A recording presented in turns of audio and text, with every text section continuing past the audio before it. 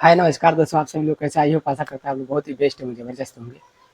तो आइए आज मैं आपको एक घटना के बारे में बता रहा हूँ। और घटना ये है, अभी मैं बिहार पटना में आया हूँ मीडिया कवरेज करने के लिए, क्योंकि चुनाव में अभी चुनाव होने वाला आपका। तो उस चुनाव का सुनिए कि मीडिया कवरेज करने के लिए काम करने के लिए आया हूँ। तो ये घटना कुछ इस तरह की है कि मैं एक चौराहे पर बैठा हुआ था और उसी चौराहे पर पास में ही कुछ मनवादी स्वर्ण बच्चे बैठे थे और कुछ अपने समाज के एससी-बीसी ओबीसी के लोग बच्चे भी थे। आपस में बातचीत कर रहे थे। अब मैं बैठ के वहीं पे अपना मोबाइल चला रहा था। तो क्या हुआ कि बातचीत के दौरान बातचीत कर रहे थे, इसी दौरान एक लड़का स्वर्ण जो मनवादी था, यूरेशियन था, उठ कर कहा, अरे चमारों को तो सब कुछ फ्री में मिल जाता है, उनको कम नंबर आता तभी पास हो जाते हैं, उनको पढ़ने की सारी विशेष सारी चीज़ें मिल जाती है। जैसे ये बात बोला, मेरा तो समझो कि खून खराब, गुस्सा समझिए कि 7वें आसमान में पहुँच गया। क्योंकि मुझे गुस्सा आता नहीं है, लेकिन उसकी बात को सुन के पता नहीं क्यों उस दिन बहुत ज़्यादा गुस्सा आ गया और मुझसे रहा नहीं गया। और मैंने भी खड़ा होकर के बोला, ए सुन यूरेशियन, मैंने इसे बोला है, सुन यूरेशियन। अब पता नहीं उसको समझ में आया यूरेशियन का मतलब क्या होता है। मैंने कहा, सुन यूरेशियन के बच्चे, तू जो अभी ये जो बात बोल रहा है कि चमारों को सब कुछ फ्री मिल जाता है, तो तुमको पता है इसके बारे में? ये जो विशेष अधिकार मिला, जो सुविधा मिला, किसके बदले में मिला, तुम्हें पता है? ये जो अधिकार मिला है, इसके लिए पता है तुम्हारे, इसके लिए पता है कि हमारे कितने लोगों की जान गई है, कितने लोगों ने कुर्बानियाँ दी है। इसके लिए बाबा साहब अम्बेडकर ने अपने समझे पूरा परिवार कुर्बान कर दिया। ज्योतिबा फुले समझे अपना पूरा समझे परिवार कुर्बान कर दिया। साहू जी महाराज ने अपना सब कुछ इसके लिए दांव पे लगा दिया। तुम्हें पता है डॉक्टर अम्बेडकर की समझिए कि 4-4 बच्चे भूख से प्यास से तड़प तड़प के मर गए, उनकी पत्नी दवा कवा में मर गई, तब जाके ये अधिकार हमें मिला है। तुम समझ रहे फ्री में मिल गया है? अपने बाप दादाओं से पूछना, अपने बाप से पूछना, जो अपने तुम्हारे जो बाप दादा हैं उनसे पूछना कि इसके लिए इन लोगों ने कितनी लड़ाई लड़ी है, कितना बड़ा कुर्बानी दिया है, तब ये सारी सुविधा हम लोग मिल रही है। ऐसे फ्री में नहीं मिल गया है। और इसके लिए आज भी लड़ाई चालू है। आज भी समझिए कि कांसी राम ने समझिए पूरी जीवन कुर्बान कर दी इसके लिए। बहन समझिए कि बहन आदरणीय बहन मायावती जी ने अपनी पूरी ज़िंदगी लगा दी इसके लिए, दिलवाने के लिए। पवन मेश्राम ने पूरी ज़िंदगी लगा दी। अभी चंद्रशेखर आज़ाद अभी लड़ रहे हैं इसके लिए बहुत बड़े पैमाने पर भी। ये हमारे समाज के लोगों ने इसके लिए बहुत बड़ी कुर्बानी दी है, बहुत बड़ी लड़ाई लड़ी है, बहुत लाठियाँ खाई हैं, गालियाँ सुनी हैं, तब जाके अधिकार मिला है। ऐसे नहीं मिल गया है ये विशेष सुविधा, फ्री में नहीं मिला है। हमें तो पढ़ने का ही अधिकार नहीं था।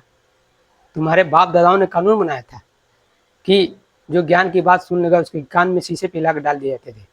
जो ज्ञान की बात सुनिए देख लेता है उसके आँख में गर्म लोहे की छरिया करके डलवा दिया था, आँख खुलवा दिया जाता है, मुँह से बोल देता था, जीभ काट लिया जाता है। हमें तो पढ़ने का अधिकार नहीं था। गले में मटका, पीछे झाड़ू बांध के गाँव से बाहर खदेड़ के रखा जाता था। ये तो इनकी कुर्बानी है, इन्होंने कुर्बानी दी, अपने बाल बच्चे कुर्बान कर दिए, पूरा परिवार कुर्बान कर दिया, सब कुछ दाव पर लगा दी, तब ये मिला है। 108 साल की लड़ाई है, जिसके बदौलत संविधान मिला, संविधान के बदौलत आरक्षण मिला, जिसके बदौलत इस वर्ग को विशेष सुविधा मिल रहा है। तुमने जिसको गड्ढे में हजारों साल से दबा के रखा था, उसको ऊपर उठाने के लिए सुविधा मिला है। अगर तुम सोच रहे हो कि हम अकेले समझे पढ़ लिख कर बड़ा बन करके विश्व गुरु बन जाएंगे, विश्व गुरु नहीं बना सकते तुम।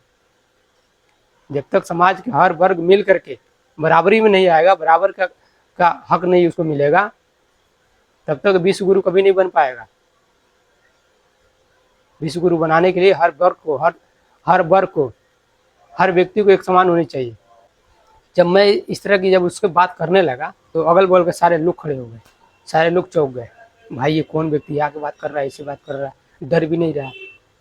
और मैंने इतनी झाड़ लगाई उस बच्चे को, वहाँ और भी बहुत सारे बच्चे थे उसके समाज के, मनवादी समाज बच्चे बहुत सारे थे, सब अक्का बक्का रह गए। तो भैया ये कौन व्यक्ति है? तो उसमें से पूछा भी, भाई तुम कहाँ के रहने वाले हो? हम कहे ये छोड़ो बात, तुम जो भी सवाल उठाए उसकी मैं जवाब दे रहा हूँ। मैं कहाँ का रहने वाला हूँ, कहाँ का रहने वाला नहीं, उससे तुम्हें क्या मतलब है? तो कुछ बच्चे उसमें से बोल रहे थे, बात तो सही है। तो आई होप आप लोग मेरी बात समझ में आई होगी। नहीं समझ में आई होगी तो अभी आपकी मूवी आई है, धड़क 2 मूवी आई है, बहुत ही ज़बरदस्त इसी वो मूवी आई है, खतरनाक मूवी आई है। देखो इस मूवी को, कितनी बेहतरीन मूवी है।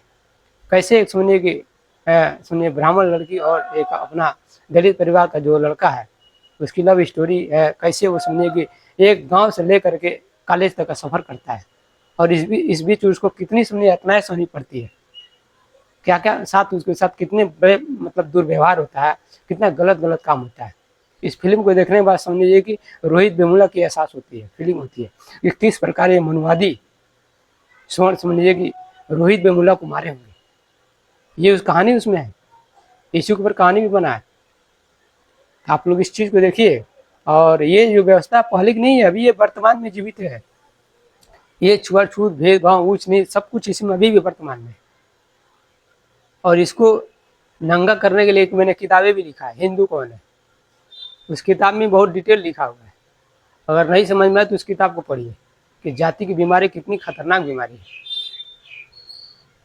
सारी चीज़ इसमें बहुत बढ़िया से डिटेल में मेंशन किया हुआ है। आई होप आप लोग मेरी बात समझ में आई होगी। नहीं समझ में आई होगी तो आप फिर अगले एपिसोड में आपको बढ़िया बेहतरीन तरीके से बताएंगे। तब तक लिए चैनल को बना लिए, चैनल को लाइक और सब्सक्राइब जरूर कीजिए। सभी को जय भीम, नमो बुद्धाय, आदाब, सत श्री अकाल।